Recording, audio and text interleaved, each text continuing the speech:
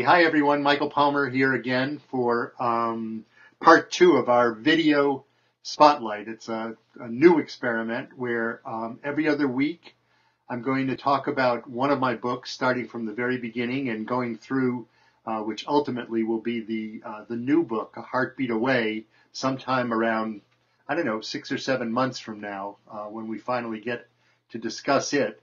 But to begin with today, I want to just tell you what happened after last video blog, the book blog about my unpublished book, which is called The Corey Prescription.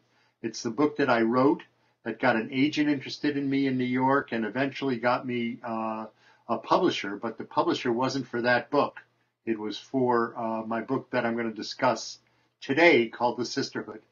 However, there was so much interest in the book that's never been published in English, but has been published in about 5 or 6 foreign languages, mostly because the foreign publishers felt I wrote way too slowly at the time. I've decided to offer the manuscript as a grand prize for viewing these video spots, the book spots, that's what I'm calling them. And so at the end of each one of these presentations, I'm going to give you a question, and you can just send me the question and the answer to the question, and I'll record them. And whoever has the most answers to the questions at the end of this contest, I hope this is clear, will win a copy personalized of the Corey Prescription. And I promise you there aren't very many of those flying around. So if there are questions about the rules to the contest, let me know and I'll make them up as we go along.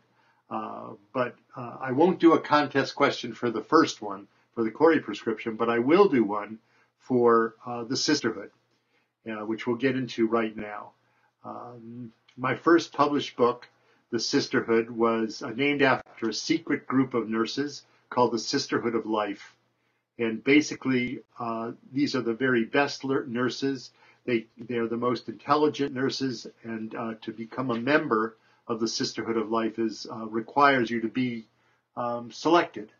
And basically, the Sisterhood of Life is dedicated to the cause of death with dignity.